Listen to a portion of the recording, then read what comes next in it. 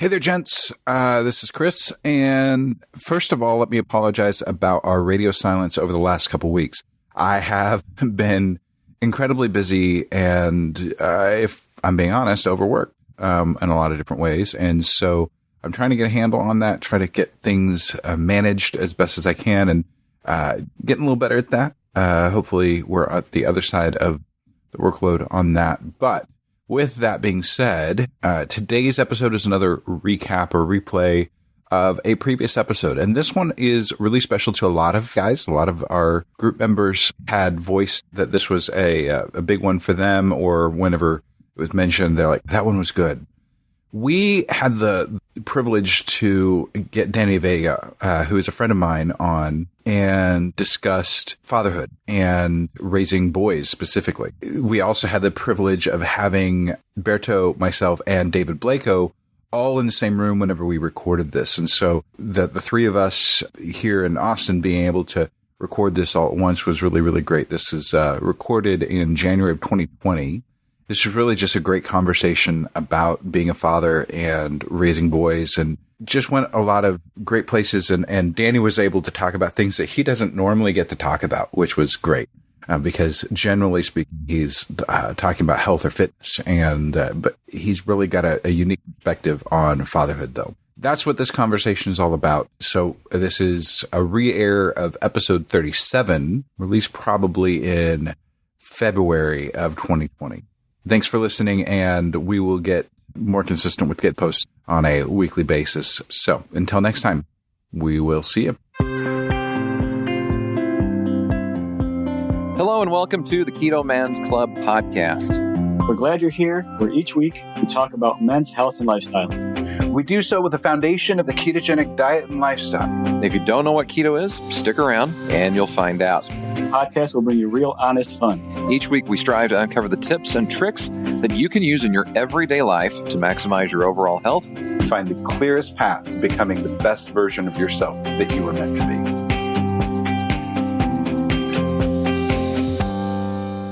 Hello and welcome to this week's special episode of the Keto Man's Club podcast. My name is Chris. As always, I'm here, but I'm joined by a slightly different crew today. Alberto's with me here in my office, and we are joined by Keto Man's Club member David Blacow here in my office as well. We just got done doing a great workout together. Just kind of doing one of the beginners workouts actually for the Keto Muscle Intelligence, right? Keto Muscle Intelligence Advanced Day 1, Week 1. Yeah, so it was a good workout for sure. And so and we're, funny enough, we're actually talking today with one of the guys behind the Keto Muscle Intelligence Program. So we're talking with Danny Vega. We've got him. Finally, we're able to nail down the schedule and get that worked out. Welcome to the show, Danny. Dude, thank you for having me so much, man. I know it goes without saying, but I always tell you, you are my personal superhero. Obviously, for anybody who doesn't know, Chris is my podcast manager, editor, therapist. So I'm happy to be here, man. I'm not sure how much therapy, but I at least do therapy on the computer side. Yes. Well, we're glad to have you.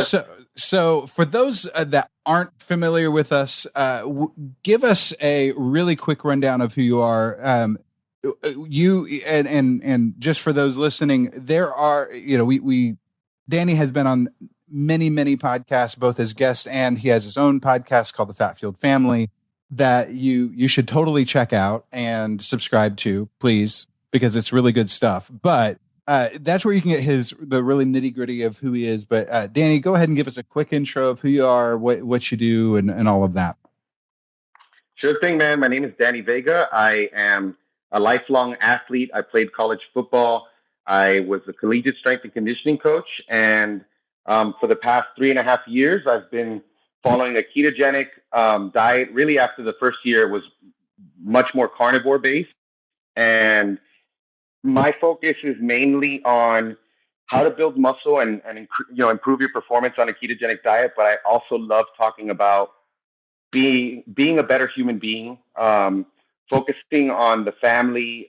We talk about on our podcast everything from nutrition and fitness to our parenting style, our unschooling with our boys. And that's pretty much me in a nutshell, man. It's all about my kids, my wife, my spiritual life, my training, and that's pretty much my top priorities. Yeah. You have, it has nothing to do with luck because you have placed yourself in such a place to be able to be on your own doing this and being self-sufficient inside of that.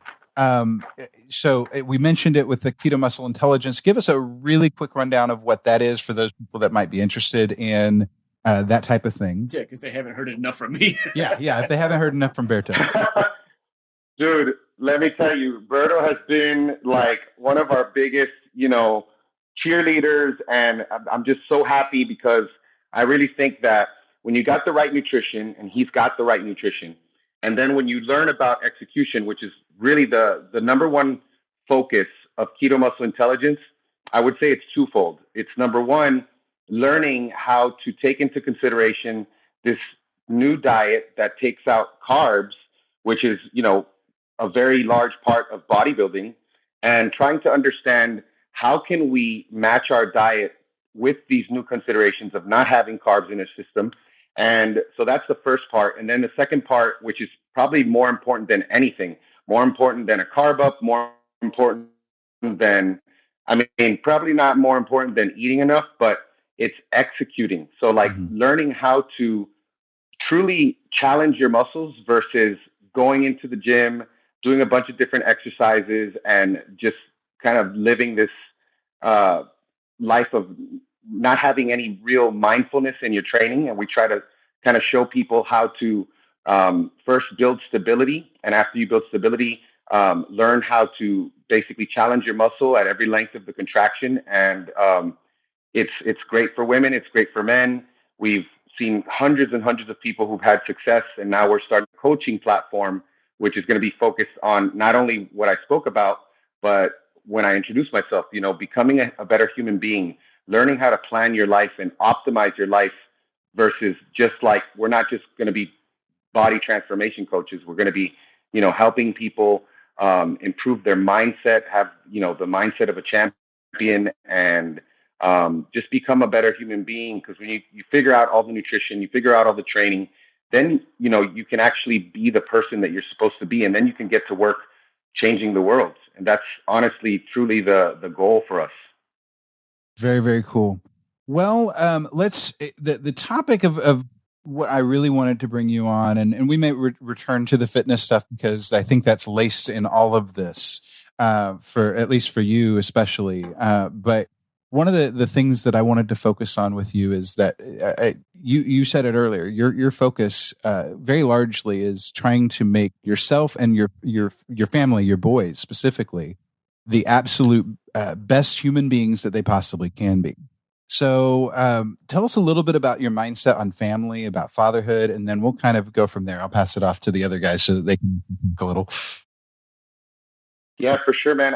I think with me, I'll be honest, I have boys. So I don't know what it is to be the father of a girl, but I would definitely say that there's a lot of overlap, but there are some specific considerations. Like when I wrote down my top 5 priorities for my life, several years back, when I got to the boys, the number one thing for me was I want to raise boys who become men of virtue with high emotional intelligence and a desire to serve others. And that's the number one thing, creating, trying to offset all the crappiness in this world by bringing better humans into the world. And that's really the best way to change the world. I tried to change the world in different ways, and I realized that there's lots of things out of our control, but what's in our control is, number one, the way we live our lives and the behavior that we model for our boys.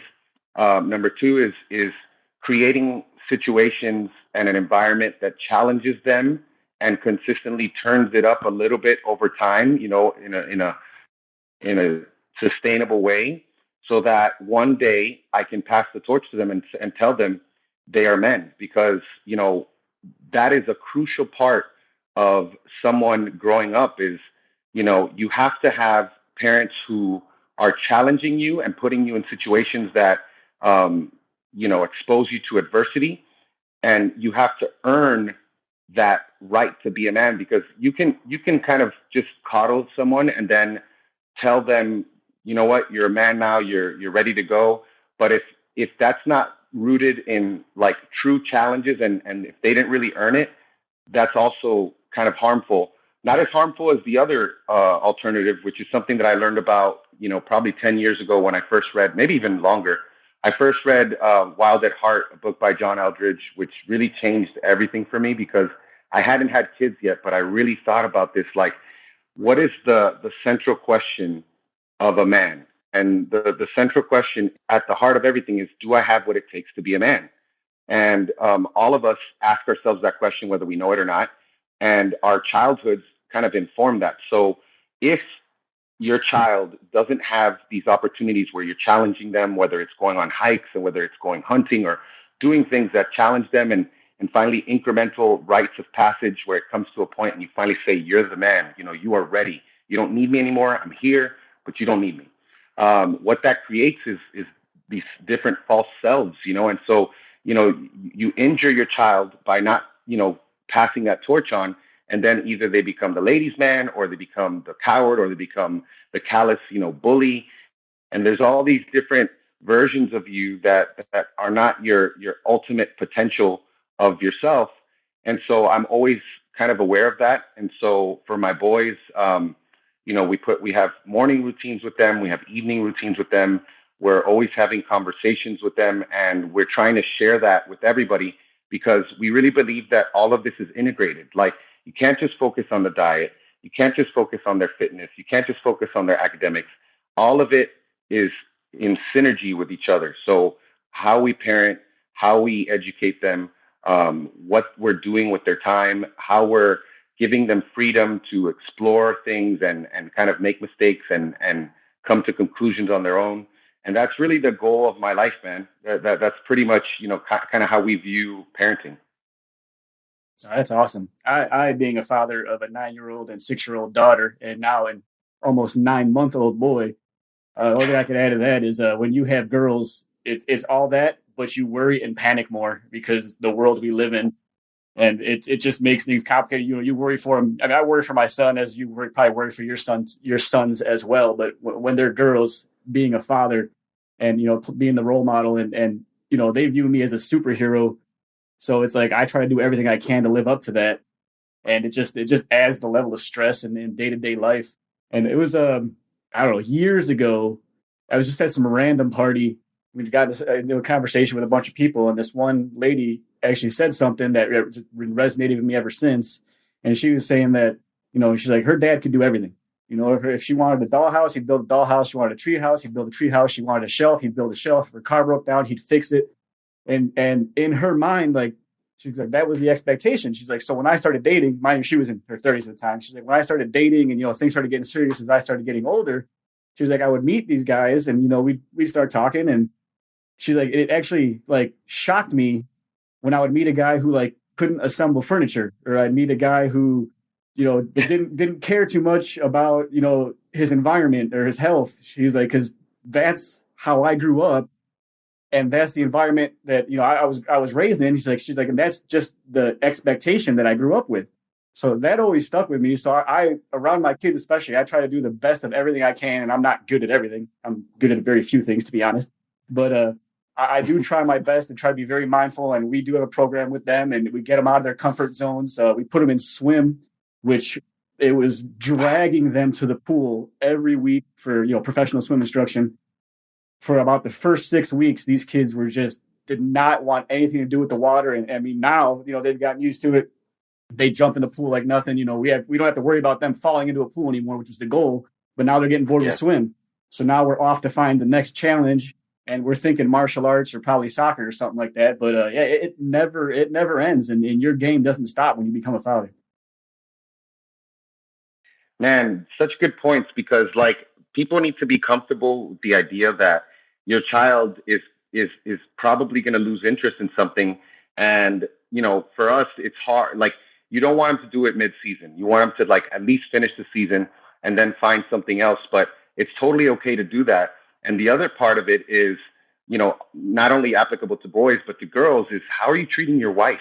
How are you treating your mother, the women in your life? Because number one, there's a big danger of raising jerks, if it's your boy.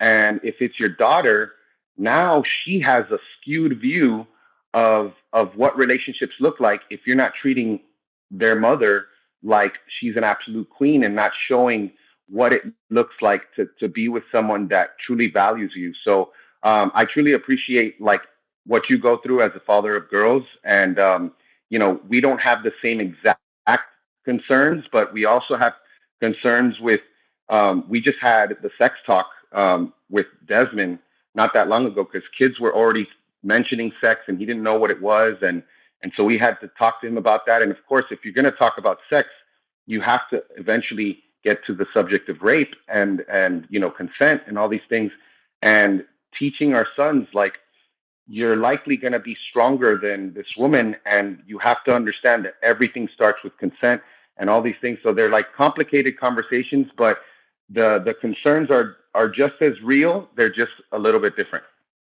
Just to add to that quickly on the end, I think a lot of people underestimate, and I don't know how old your son is. We've had the conversation, the beginnings of that conversation with my 9-year-old daughter, and a lot of people underestimate what kids are capable of understanding. And it is a very uncomfortable conversation, but it came up with my daughter, and then we started talking about it. My wife is very open about that kind of stuff. It's hard for me because she's a girl. It's a Latin thing, man. We don't want to talk about it. Latin people don't want to talk about it.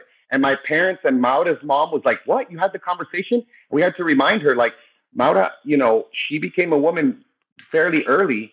And you had that conversation with her when she first had her, started to go through some changes. And that was only 1 year away from where we are with Desmond. Desmond's 8 years old. He asked me about conception 2 years ago. And I told him about conception, but it wasn't like he just learned about penises going into vaginas. And he was like, and before it was like, there's a sperm that fertilizes an egg. It's a lot more, it's more it's scientific. It's more scientific, and also just kind of like it's abstract because you're thinking of like, okay, I get that. There's a sperm that goes into an egg, but how does that get there? So it's a Latin thing, man. I think Latin people, we don't as much, we aren't as comfortable having those conversations. Well, I'll follow up. I think Berto hit on a great point. Right. So many people want to treat their kids and coddle kids like they don't understand. And I'm a parent of two. I have a daughter that's turning 21 next month. And my son turns 17 this month. Wow. And I've always treated my kids like little people, even at a young age. When we had to have all those talks, when we had pets, and the first time one of their pets, passed away. Right, what happened to my pet? Well, your pet died. This is the circle of life. This is how things work. And I had coworkers who are like, you told your child that the died? Like, well, is that not what happened? Right? This is the world. Yeah. And you can't hold truth from them. No. And I think that's great that both of you hit on that, because that, for me as a parent, that's critical. That's the thing I tell young parents who ask questions about raising kids is just treat them like little people. Tell them the way it is. Tell them what it is and the way it is and why it is. And let them understand. They will understand. It starts from when they're babies. Like we talk to them, don't baby talk, talk to them as human beings. And then as they grow older, we think of them in a certain way. But if you just go back to when you were a kid and you just remember, like, these people think I'm stupid, like, they're not dumb. Like you said, we need to expect more of them. Absolutely. Yeah, absolutely.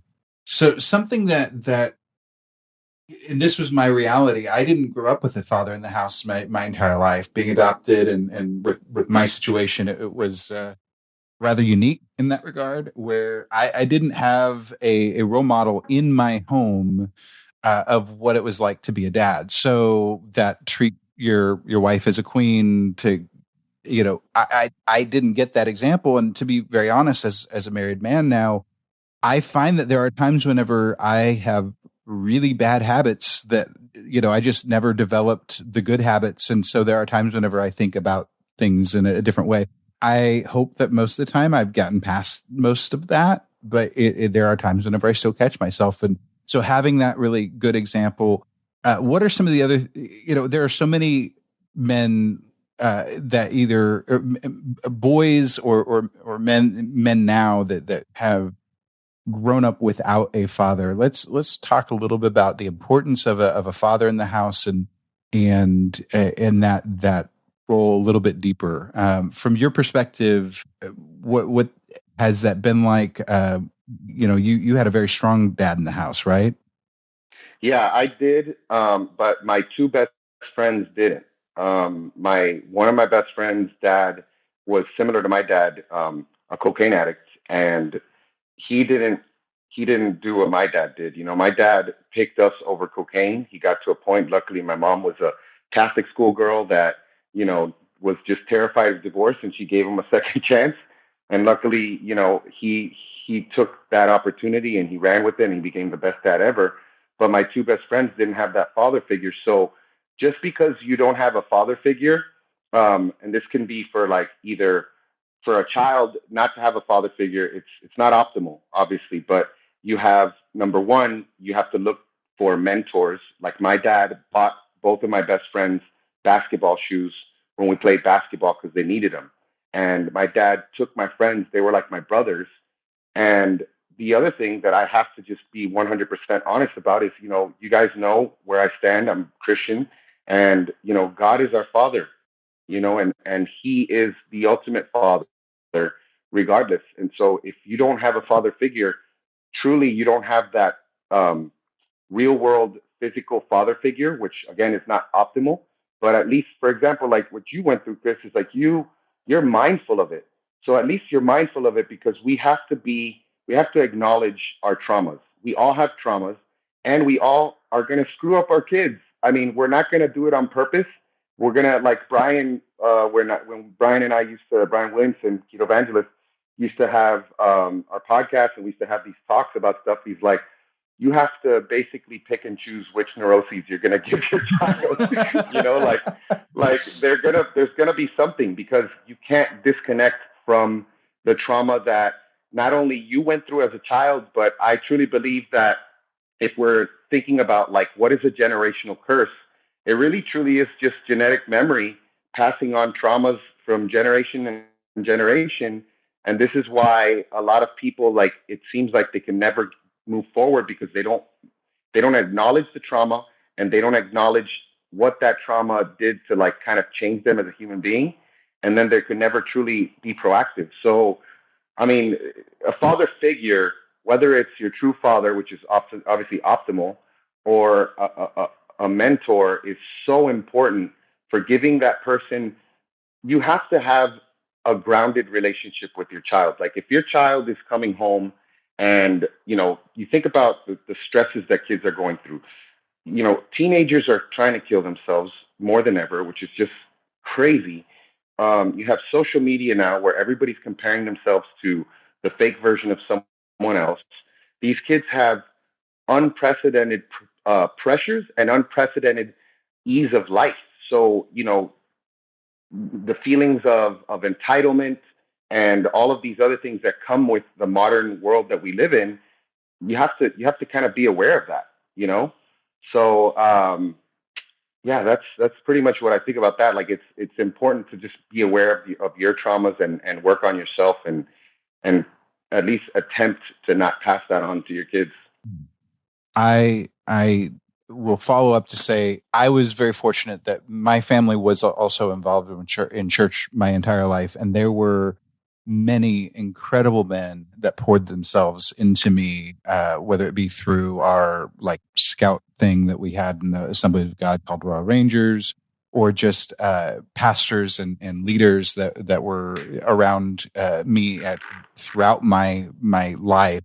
They did pour into me, and so I'm blessed to have had surrogate fathers that were spiritually minded that have been able to come alongside me and help fill a lot of those voids. But even as an adult in the last 2 years, and Danny, you're in my inner circle, so you already know this. Yep.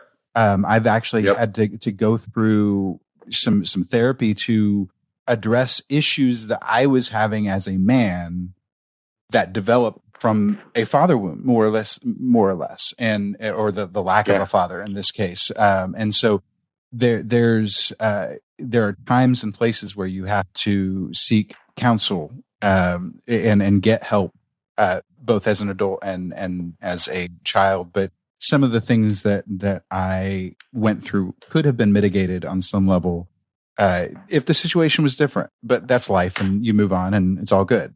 Again, you pick your neuroses. I could have been far, far worse off. So yeah, let's talk about what you do with your boys on a daily basis. Some of the routine that you try to set intentionally. Let's talk about them. Oh, I absolutely love this subject because, it's all about practice. The theory is great, and talking about it to everybody, and then I could very well be talking about what the goals are, and then not really truly putting it into practice. And that's, what is it? Theory without practice is dead, or knowledge without practice is dead, or whatever that is. So we have morning routines, and I was last year very much involved with Desmond's morning routine. This year, I had to make a decision to not be a part of that morning routine anymore, because I remember going back to when I was a medical device rep, and I would be gone by the time they woke up. I was gone, and then I'd come home and we'd spend quality time together. But I was so much more productive. And now that I have to be mindful of my time, and it's not like I'm on salary. I have to, everything that I make, I have to make it myself. So I've decided to let Maura take over the morning routine, which is on one end, kind of sucks, but it's just the reality. They're in good hands with her, obviously. So they wake up in the morning. Desmond has been meditating now. So Desmond is using the Calm app. There's Calm Kids. They got kids meditations, which he absolutely loves. We do workouts at least 3 days a week. So he'll do pull-ups, push-ups, calisthenics. We go on walks, jiu-jitsu 4 days a week. So having all of these things, and David, and also Berto actually mentioned this about the swimming and the kicking and screaming and all that. And it's really interesting to me that, so we go on hikes and we do things that we challenge them. And it's so interesting to see that these kids, it's not always this way, but sometimes it's like you're on whatever it is that you're doing, and you have to go into it with these expectations and knowing that they're probably going to complain. They're probably going to, start to, after it gets difficult. And I'll give an example of this. So one time me and Desmond went on a hike, and I this day I said, you know what, my goal for today is to have Desmond develop a mantra, because I know that in my life, when things got hard, I learned about mantras, and I learned that the power of a mantra, and the power of really shaping your life and shaping your world by what you think and what you say to yourself and what you say out loud. So for example, last night, I was about to fall asleep, and I started to get all this anxiety. I still get anxiety about presenting. As much as I love it, it's like, you're going to mess up, you're going to do this. And I was like, I caught myself. And the ability to catch yourself and not let those thoughts infect you is so important. And so when Desmond and I went on this hike, I said, this is what I'm going to do. I'm going to go on this hike with the intention of getting lost, which is super easy for me because I have the worst sense of direction ever.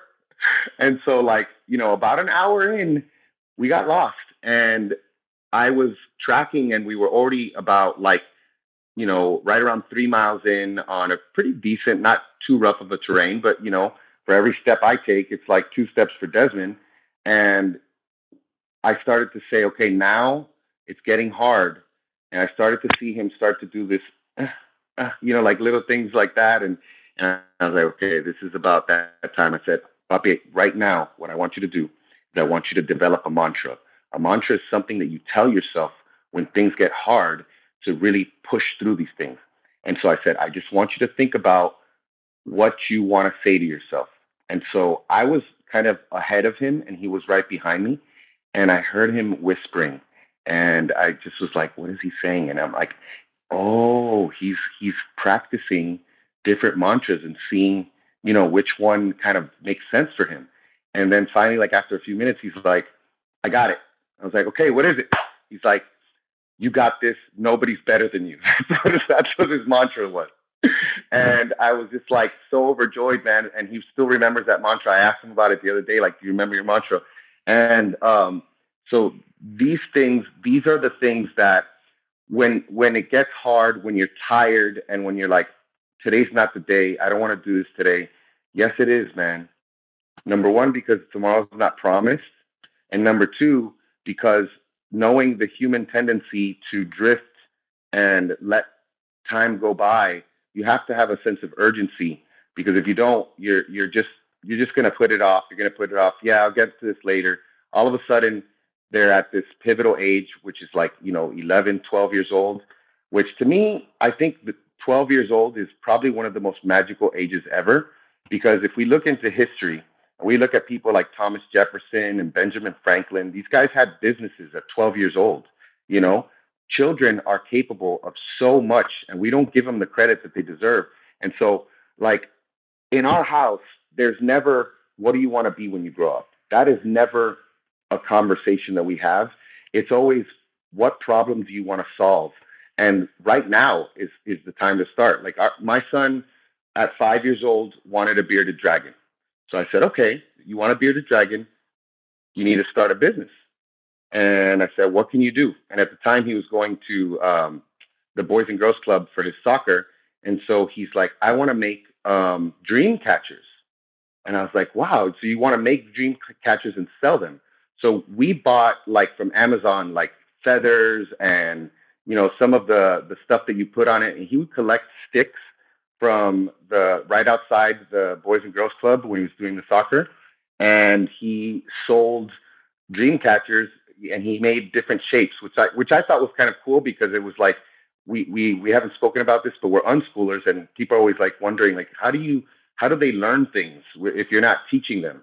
And you realize that learning is so natural that this kid's doing shapes, like he's doing squares, triangles, circles, and he made like $250 within a few weeks, and he was able to get the terrarium, the bearded dragon, and he named his company Galaxy Dreamcatchers, which I think is one of the coolest names ever. And I told him that if you ever, just whatever business you do, I think you should keep Galaxy Dreamcatchers, because I just think it's awesome. So yeah, that's the type of stuff that we do with them. I'm trying to think if there's anything else. Oh, very, very important. Building resilience also means being prepared for different situations. I always tell my boys that for you to be considered, quote unquote, a nice guy, you have to be strong. You can't be a nice guy if you're weak. If you're weak, you're being nice because you're weak. And so if you don't have the option to be nice or to crush someone and, whatever it is, then you're not truly nice. You're just kind of being timid because you know that the consequences, it's not going to work out well for you. So what does that mean? That means that if someone were to challenge you, you have to know how to defend yourself. And so, perfect example, there's a kid on our block that's kind of a new kid. He's 12 years old. He's 4 years older than Desmond. And this kid is, I have a lot of words that I can use to describe this kid. Messing with my son, and he came crying into my house like last Thursday. And I have, when I have these conversations, these type of like man-focused conversations with my boy, I don't want anybody around. I take him into a private room and I talk to him. And I told him, listen, do you want my advice? Yes, you do. Okay. This is what I suggest you do. Go right back out there and tell him, stop messing with me, or there will be consequences. And then I was like, I want to hear what you're going to tell him. And he's like, well, stop messing with me, because if you do, no. Stop messing with me, or there will be consequences, period. All right.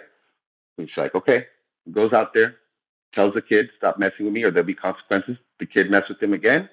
He freaking put him in a rear naked choke. Kid 4 years older than him.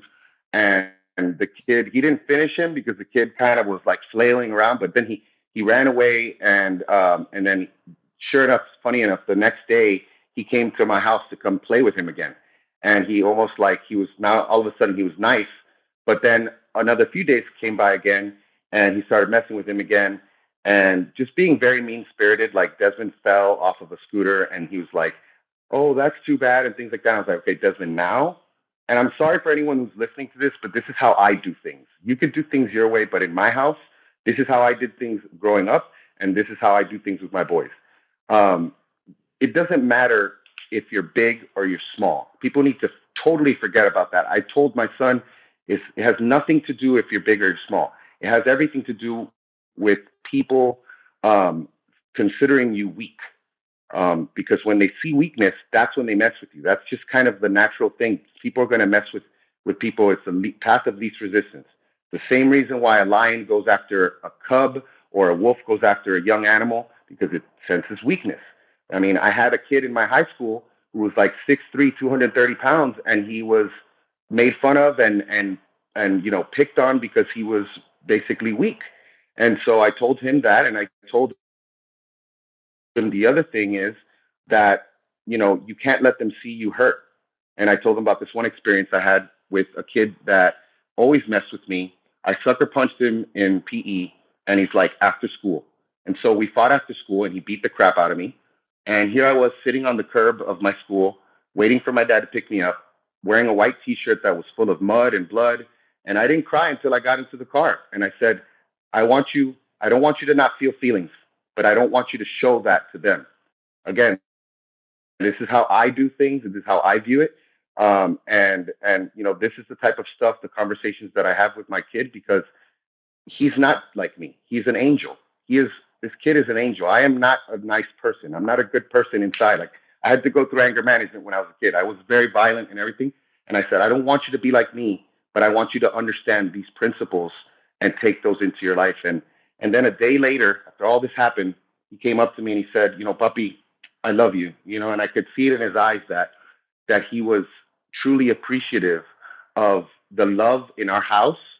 And to me, there's nothing more important than that, because you can mess with me, man, but don't mess with my kids, and it's so hard as a parent, because you want to get involved.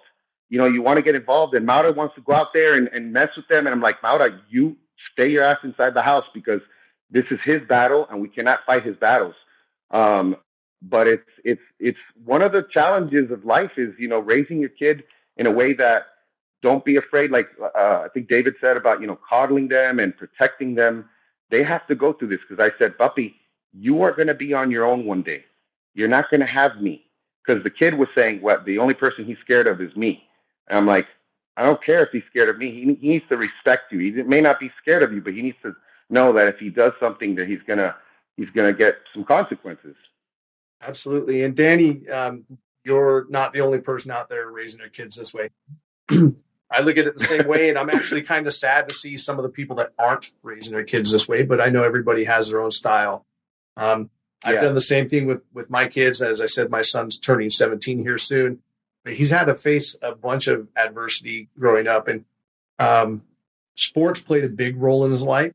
And I know some of the topics that came up here about mentorship and learning to be a man. I think sports, whether it's even for a boy or a girl, having those coaches and those people in their lives can offer some of that. But additionally, teaching them to fight their own battles, as you mentioned, and then supporting them in the society that doesn't seem to support that structure anymore. So my son, he was at school. People were picking on him. He told them to leave him alone. He walked away. They came back to him. He told them to leave him alone. They walked away. He then came at him, and they came at him. So he doubled the kid over and put him in a standing guillotine hold, held him there for a few minutes, and then pushed him off of him and said, leave me alone. And the kid came at him again. So he put his knee in his gut, bent him over, and put him in another standing guillotine. But that ended up with the principal. The principal calls home, gets a hold of my wife, and he used martial arts and blah. She says, I'm fully aware of this situation. And he used martial arts to defend himself, and that's okay. Yeah. And so he had to write a paper for the school. When's the appropriate time to use martial arts? So I asked him, what are you going to say? He says, I'm going to say when somebody's attacking me and I need to defend myself, as was the situation now. And I'm like, fine, I support. That's exactly what happened. And we support that. And so did his martial arts instructor and everybody else. But that's a critical component as well, just supporting them in this society that doesn't seem to support the right to stand up for yourself anymore. Yeah. And the other thing is, I want people to understand that this does not apply to words. If someone's hurting you with words, I don't think that warrants. Sometimes, like, if it's really hurtful, then you know you're going to lose your temper. But like, we're not out here telling people to, every time someone tells you something you don't want to hear, to go punch them or to put them in a chokehold. But sometimes, you know, sometimes the words can be very, very hurtful, and sometimes maybe it gets to a point where even words, you know, necessitate you getting punched in the face, because, you know, the problem is, especially going back to social media, that we live in a world now where you can anonymously say something to someone. And I think you guys know the the guy who wrote the Conan the Barbarian books. He has a very, very interesting quote that basically, it's Robert E. Howard. In 1930, well, he died in 36, and he says, "Civilized men are more discourteous than savages because they know they can be impolite without having their skull split." And this is the world we live in, where you can be on social media and talk crap to someone and not get punched in the face. And, you know, that's not what I'm going to teach my kids, because, you know, up until a certain point, when you get older, then you have to start worrying about people pressing charges and things like that. But you need to defend yourself. And, you know, for you to raise a child who's docile and then expect them to be able to defend themselves, like all of a sudden switch it on when they turn 18, it's not going to work. Absolutely. And as you mentioned, it's not all about physical defense. Sometimes it is defending yourself verbally and having that quicker wit, being the bigger person, the bigger man, if you will, right? We're talking about men here, the bigger man. My son plays roller hockey. This was one of those. So, you know, I think Berto mentioned dragging him, kicking him, screaming. And Danny, you mentioned not letting him quit in the middle of the season. And I applied the same practice to my kids when they chose to play a sport. It's like, okay, well, you know, do you want to just do this martial arts and see where it goes? Or do you want to work to become a black belt? I want to work to become a black belt. Okay, you've just made a commitment to become a black belt, right? Great. And that's going to take this long. Now, had they eventually really pleaded that they were so dissatisfied, I would have let them quit. But when it got hard, especially they got right down to black belt testing, they had like 6 months left. My son's like, "I'm done." No, you're not. You made that commitment to be a black belt. You've only got 6 couple months years in left. by this point. Yeah, you've been doing this for years. Why would you want to quit with only 6 months left? Just because this is hard? It's time to dig deep and persevere. Yeah, and man, when it came time, he wanted to play some other sports. He got into 7th grade and chose to play roller hockey. He'd only been in a skating rink 2 times in his life. I'm like, dude, you don't even know how to skate. He's all, "That's okay. I will learn." And he's played roller hockey for 5 years now. And in this roller hockey situation, this is a long circling story to get back to the point. He went to go, they have 2 teams for the high school that he plays for. They're clubs, but they're broken up into 2 teams at 2 different divisions, right? There's an upper division, lower division. He's in the lower division team, and he goes into the locker room. His locker room was full. Both goalies from both teams were in that locker room. So he goes in the other locker room, and like the team captain for that team looks at him, "What are you doing in here? You're not on this team." And he's like, "Well, I'm in here changing because there's no room in the other locker room. And this is a school locker room, right? This is not a team locker room. We all go to the same school." And they're like, "Well, you need to get out of here." And he's like, "No, I need to change and get ready to go out and play my game." And the captain looks at me and says, "You know, this is why people don't like you." And my son looked at him and said, "Oh, that's messed up." No, well, my son looks at him and says, "Because I will stand up for my rights. I'm okay with that." And he continued changing. Yeah, wow.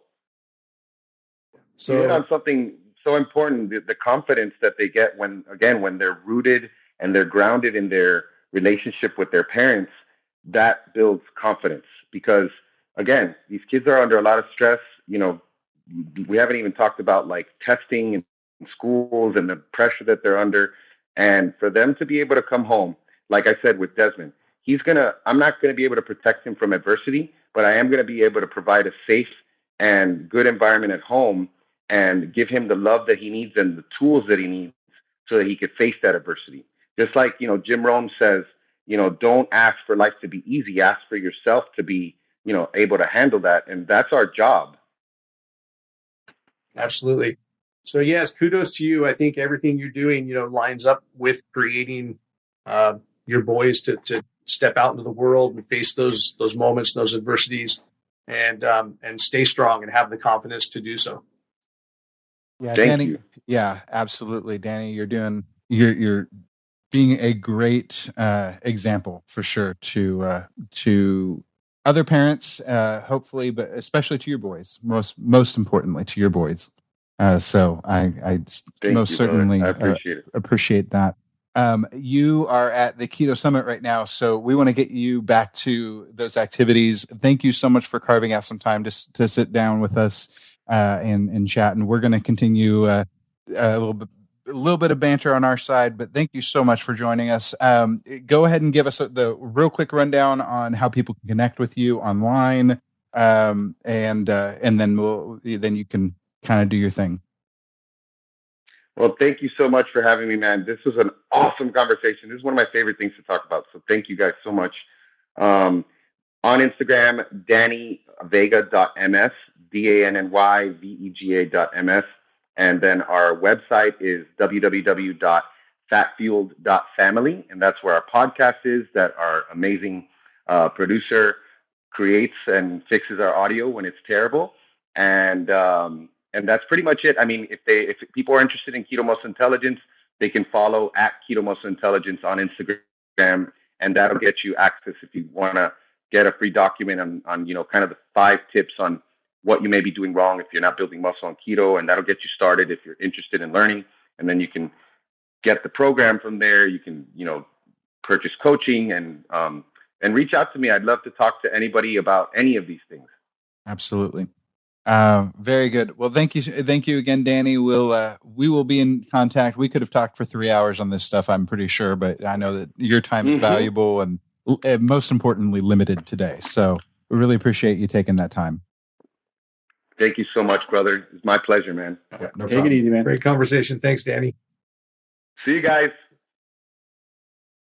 Well, it's been great to get to chat with Danny. Any reflections on what we've talked about? Berto, what's your response on some of this? It was all good stuff.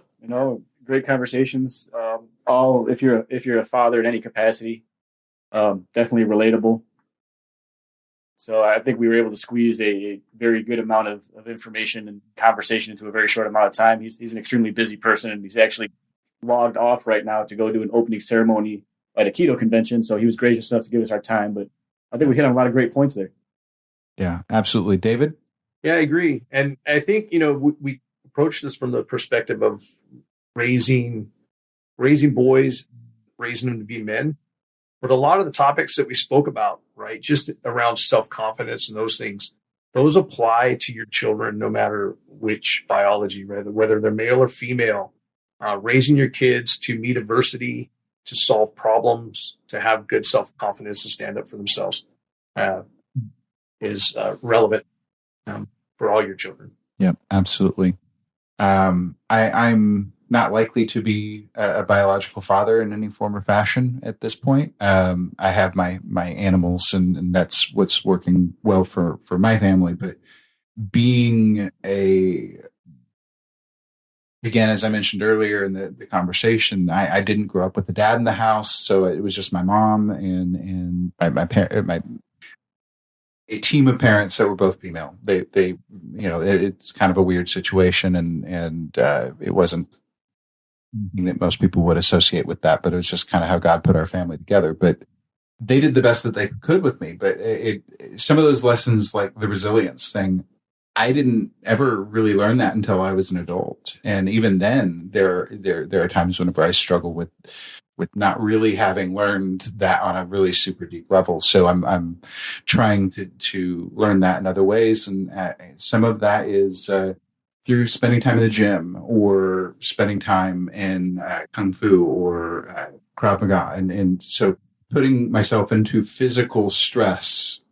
And so let's talk a little bit about that for those that maybe that didn't go through that rite of passage, that didn't go through that growing up. What are some of the things that you guys would suggest with men to put themselves through the rite of passage that I believe that all men do to go through to know that they are a man? Ooh, it's an interesting topic. And it's actually kind of close to my heart. I think we went over this in the first podcast I was on. I lost my mother at an early age, at age 6.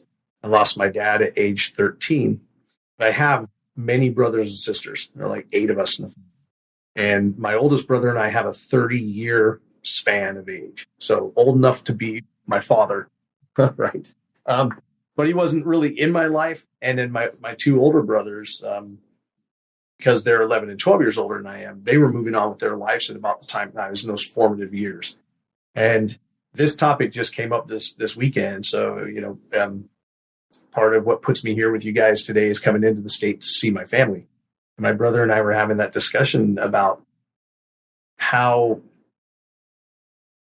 I still turned out and had a lot of the attributes and the characteristics and whatnot that they exhibit, but they weren't a part of my life. And what did that? Is it nature? Is it nurture? And, that sort of piece of the topic. So I think a lot of it comes from a natural piece, but for those guys that didn't have it, it's looking at, I'm struggling to figure out where I'm going to go here. Looking at your problem and understanding that that's kind of the way the world runs, right? There will always be difficulties and problems. And the key to that is how you face them, right? So to dig deep, I think in the Keto Man's Club, we talk about it a lot. You have willpower, and then you have discipline. And it's really that, I think it digs into that discipline aspect of it, right? So I'm going to be disciplined enough to dig deep, to look at this, to fight it head on, and persevere.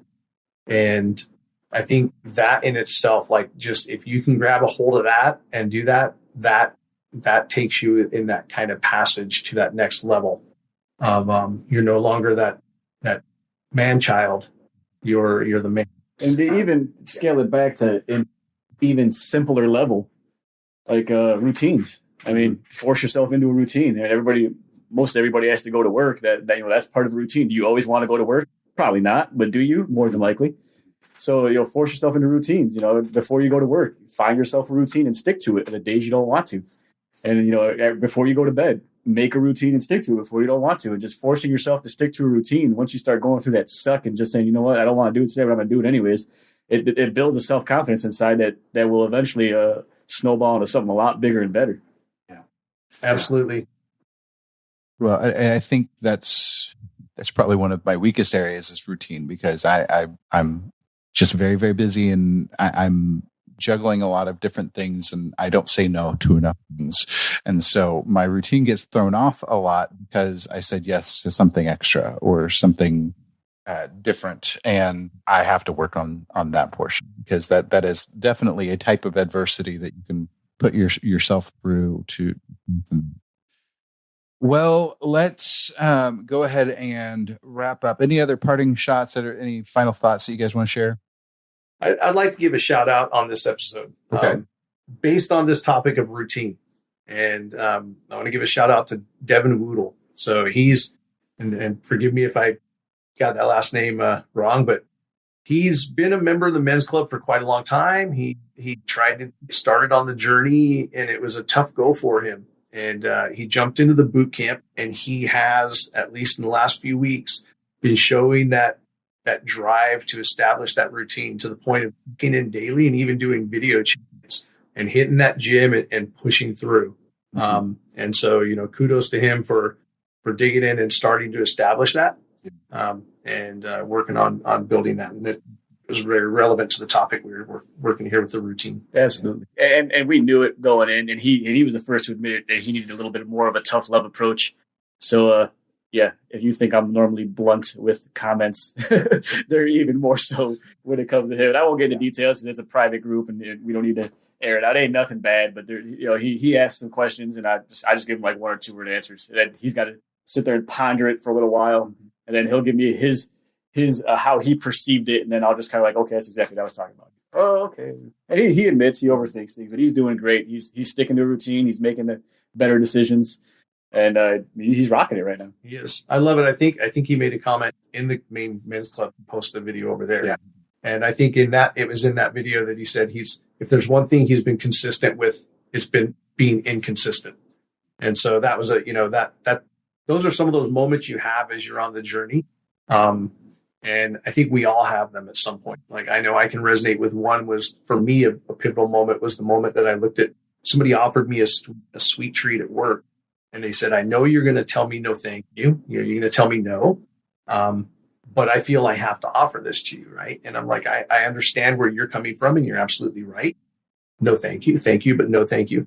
But the person said, because you can't eat this. And I looked at them and I said, well, actually, I can eat whatever I choose to put into my mouth, chew up and swallow. But I don't eat that anymore.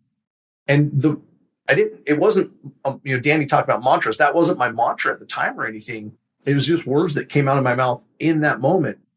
But all of a sudden, it was like, it's like, holy crap, that was powerful. I don't eat that anymore. And it did become a mantra for me when I looked at foods that I needed to abstain from because they were not conducive to my health. My mantra, as Danny was talking about, became, I don't eat that.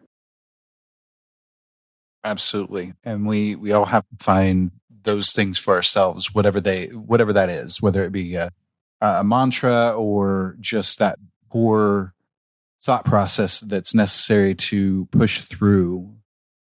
We have to find what works for us. It's because it can't be ascribed to you. You can't take what somebody else says. You can't use I don't eat. That's not going to necessarily work for everyone else. So each one of us has to go through the struggle to find.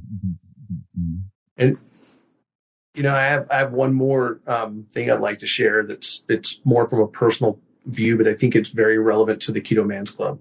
I was having a conversation with my eldest brother, and he had some health issues, and he drank a lot, and he smoked cigarettes, and neither were conducive to his health. I was having a conversation with him. I found out he's now been like 5 years free of both.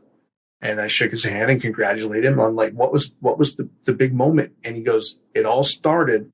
I just had it. He goes, I quit cold turkey because in my head, I was like, this just needs to be done. And he goes, I got it in my head and I moved forward. And I asked him, I'm like, can I share this? Because we often talk about get your head right. And that's exactly what he was telling me at that moment, right? Got his head right and was like, this is what I'm going to do. And so he went. Yeah, and the important thing is recognizing that moment, because that moment could happen. And if you're not going to acknowledge and take action, then it's just another moment. Like I've talked about it plenty of times. For me, it was actually Christmas morning 3 years ago while I was cooking Christmas dinner, where it just like in my head, I was like, this has to change. I was incredibly hungover. Again, my dog had run away. I had this big giant roast about to come off the grill, so I couldn't leave the grill.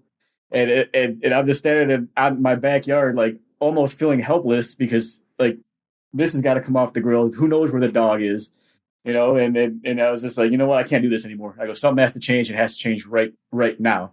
So finished, pre-keto. So finished cooking the entire Christmas dinner, and I only ate what would be keto in that dinner, which at that time was just the protein portion. But that was my moment. I had it. I recognized it. And it was just like, yeah, I could just go ahead and say, yeah, whatever, I'll start tomorrow. And I'll just eat dinner and eat all these treats and brownies and whatever else we had that day. But in my head, it just clicked and I had to take action at that very moment. And there's been no looking back ever since. Yeah. That I didn't have a single moment for that, but I was coming up on 35 3 years ago. And I'm like, okay, I'm at, as averages would say, I'm hitting my midlife at this point because the average age of males is 70. So I should probably try to focus on making sure that I can make it to 7.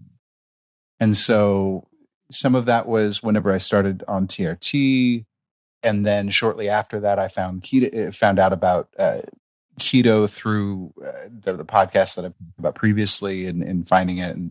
And so it wasn't any concrete set thought, but there was a pivotal moment in my life where my focus changed, and I had to make a conscious decision.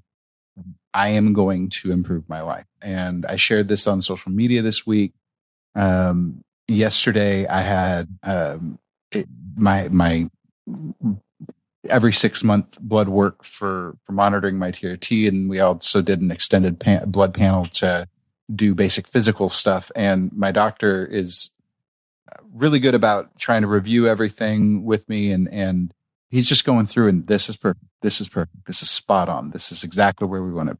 It's just straight down everything. And he gets to the A1C and he says, you're 4.6, 4.7, which is definitely in the totally not diabetic at all range, totally normal range. He's like, you have no idea how many years you have.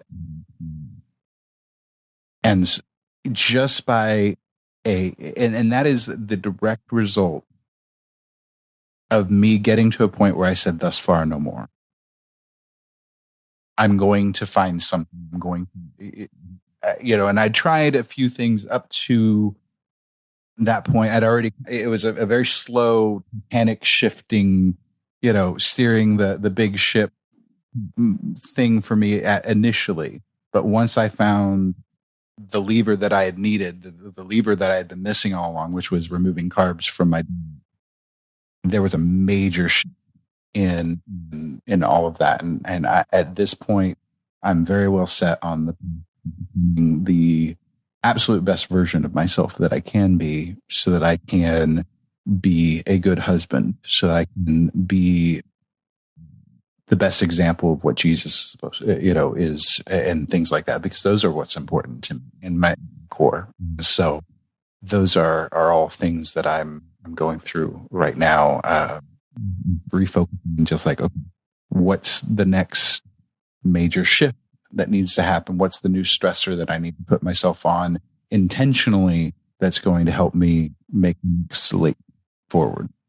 Because I think we all need to do that and reassess everything.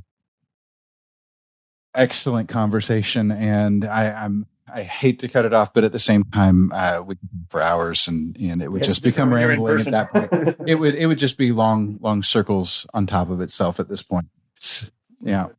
Well, David, thank you for joining us. Going back to Danny. Danny, thank you so much for joining us today. This was a great time that we've been hoping and wanting you to happen for a while, and we finally made it. So definitely check out all of his stuff. DannyVega.ms, Fat Fuel Family, and they've got Fuel Kids, where they're sharing what Dean and Desmond are up to on a regular basis. All of that stuff is out there and available. So check them out. David, how can people connect with you? Well, obviously, you can get me in the Keto Man's Club. And then on Instagram, I'm at KetoDave5. And those are the primary sources for me at this time. Berto? Same thing, other than the Keto Day 5 part, at the Keto Cholo. And as always, I'm in the group, and you can get me on Instagram at DuckmanKeto. And got some really cool stuff coming up down the line for the Keto Man's Club in general. So you should follow us on Instagram at Keto Man's Club Podcast. And you can check out our website, get all of our social links, the show notes, the podcast, the groups, the Facebook pages. At this point, we've got all sorts of stuff there. So check out theketomansclub.com. so that you can connect with us, because we want to connect with you in any way, shape, or form. If you have questions or comment, you can always call us at 512-518-6161. Leave us a voicemail. We'd love to hear from you. And you can also email us at ketomansclubpodcast@gmail.com. Well, that's it for this week. Until next week, make sure to eat, lift heavy, sleep, and repeat. Thank you for joining us for the Keto Man's Club podcast. Your support means the world to us. Don't forget to subscribe so you don't miss an episode. Would you help us spread the word about the Keto Man's Club by sharing with your friends and family? We're available on all podcast platforms, so just search for Keto Man's Club and you'll find us. If you would like to connect with us, you can do so a number of ways. Our web address leads to our Facebook group, theketomansclub.com. That's TheKetoMansClub.com. You can also follow us on Instagram at Keto Man's Club Podcast. Lastly, if you have any comments or questions, feel free to reach out via email to ketomansclubpodcast@gmail.com. Thank you again for joining us today, and we look forward to hanging out with you again next week.